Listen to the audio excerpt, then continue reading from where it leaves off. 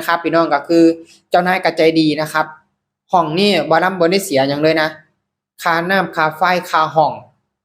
นะครับค่าข้าวค่ากินคืออยู่กับเจ้านายเบิดเลยนี่ความโชคดีของนะครับสวัสดีครับผมสวัสดีนะครับพ่อแม่พี่น้อง FC ฝั่งไทยฝั่งลาวนะครับตอนนี้กับแฟนก็เลยย้ายงานใหม่นะพี่น้องเองนี่แหละนะครับย้ายมาอยู่กับแฟนเพิ่นเนาะเพราะว่าก่อนหน้านี้ก็เลยห่างกันเดือนหนึ่งเนาะเดือนหนึ่งทุกคนเพราะว่าคือบทำงานอยู่บ่อนเก่าเนาะแล้วก็แฟนนี่บ่ได้ทำงานนะครับก็เลยได้หางานใหม่นี่แหละพี่น้องก็คือได้ย้ายมาอยู่กับแฟนนะครับพี่น้องเป็นจังไดงานใหม่ดีนะก็ดีทุกคนแฟนเองก็เว้าบ่ค่อยเก่งเลยนะครับพี่น้องเนาะก็เลยได้ย้ายมาอยู่นํกันช่วงนี้ก็บ่เห็นลงคลิปจังใดก็ฝากพี่น้องนะครับติดตามต่อไปเนาะเพราะว่าก็บ่ค่อยมีเวลาเนาะเลิกงานเลิกพี่น้องเลิกงานเลิกแหน่แล้วก็มื้ออื่นก็สิได้เข้าเช้าอีกทุกคนเข้าเช้านะครับเข้างานเช้าบางวันก็เข้าบ่ายบางวันก็เข้าเช้านะครับแล้วก็บวกช่วงนี้พี่น้องโทรศัพท์นะครับสากแบตก็บ่ค่อยเข้าแหน่ทุกคนชาร์จแบตก็บ่ค่อยเข้าเนาะก็รอกระเจ้าว่าเขาเจ้าคืนเงินก่อนทุกคนนะครับเพราะว่ามีคนยืมเงินไปนะครับรอได้เงินจากเขาเจ้าแล้วก็สิได้ซื้อโทรศัพท์เครื่องใหม่เนาะเพราะว่ามันใช้บ่ค่อยได้แล้วเนาะเป็นจังได๋โอเคอยู่แม่นบ่งานใหม่นี่ล่ะทุกคนส่ำนี้ล่ะอันนั้นล่ะนี่ล่ะพี่น้องก็คือเพิ่นก็เว้าบ่เก่งเว้าบ่เป็นนะพี่น้องจะบ่ค่อยเว้าบ่ค่อยจมนั่นล่ะแต่ถ้าจมแล้วก็จนหูรับตาใหม่ว่าเล่นพี่น้องนี่ล่ะเพราะว่าเพิ่นว่าบ่เก่งเนาะก็คือได้ย้ายมาพี่น้องได้อยู่ห้องใหม่เนาะเพราะว่าคือเองก็ตั้งใจเนาะได้คุยกับแฟนครั้งหนึงแล้วล่ะว่าอยากลองหาเฮ็ดงานใหม่เบิ่งนะครับเพราะว่างานที่น่ะเฮ็ดทำนะครับอยู่มา7ปี8ปีแล้วครับเป็นงานปั๊มน้ำมันเนาะแล้วก็รู้สึกแบบว่ามัน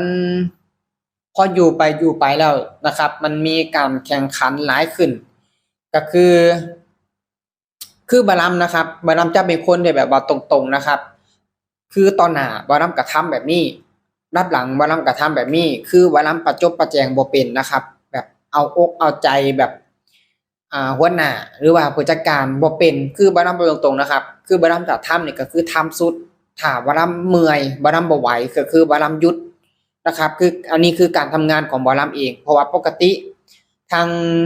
เฒ่าแก่นะครับหรือว่านายจ้างเพิ่นก็ให้หยุดเดือนหนึงน่ะ2วันนะครับก็คือถ้าหยุดภายใน2วันแบบเนี้ยก็คือเพิ่นบ่ได้หักเงินนะครับแต่ถ้าว่าหยุดเกินนั้นหยุดเกิน2วันก็คือเพิ่นหักเนาะก็คือก็หยุดมื้อใดที่บ่ไหวแล้วบัดนี้ทุกคนก็คือมันมีการที่แบบว่าอ่าคือมีคนหนึ่งนะครับก็บ่อยากว่าหลายเนาะคือเพราะว่าออกจังไดก็ออกมาแล้วนะบ่อยากไปว่าบ่อยากไปรื้อฟื้นมันหรอกนะครับมันก็มีหลายๆอย่างหั่นล่ะเนาะในหั้นก็ได้มันมีการแบบแข่งขันมันมีการไอ้นั่นน่ะทุกคนนะครับมันบ่คักกันล่ะนะครับก็คือความรู้สึกของแล้ว คือนี่ก็ทำเป็นทุกอย่างเนาะอ่านภาษาไทยออกพิมพ์ภาษาไทยเป็นนะครับเพราะว่าเองก็พอมีอันนั้นแหน่นะครับพอมีอันนั้นแหน่พอมีพื้นฐานอันนี้แหน่กับทั้งพิมพ์บินภาษีนะครับเฮ็ดทุกอย่างนะครับก็คือประสบการณ์งาน8ปีคือก็เฮ็ดเป็นเบิดทุกอย่างนะครับในเรื่องของการเล่นคอมต่างๆนะครับก็คือออกบินภาษีก็คือออกผ่านคอมแล้วมันมีแบบว่าการที่แบบแย่งอิหยังกันหลายๆอย่างนะก็บ่อยากเว้านะครับเนาะเพราะว่าเขาก็ติดตามช่องอยู่อะนะเองก็บ่อยากเว้าหลายเนาะเพิ่นก็เป็นคนกะเหรี่ยงคือเองก็บ่โอเคหลายๆอย่างนะครับถามว่าเจ้านายเพิ่นอยากให้ออกบ่เจ้านายเพิ่นก็บ่อยากให้ออกนะอันนี้คือก็บอกตรงๆเนาะเจ้านายนี่ดีนะครับเจ้านายนี่เพิ่นก็รักนะครับ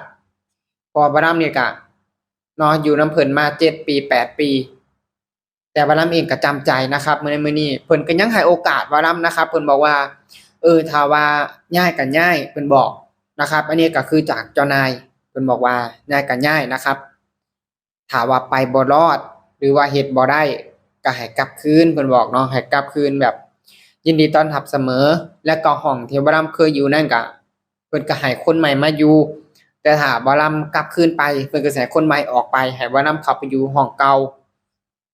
พี่น้องบ่รำเองก็รู้สึกจุกคือกันนะครับจุกนำแบบความใจดีนะครับแต่มันก็มาเสียนำระบบงานนะครับมันเสียนำระบบงาน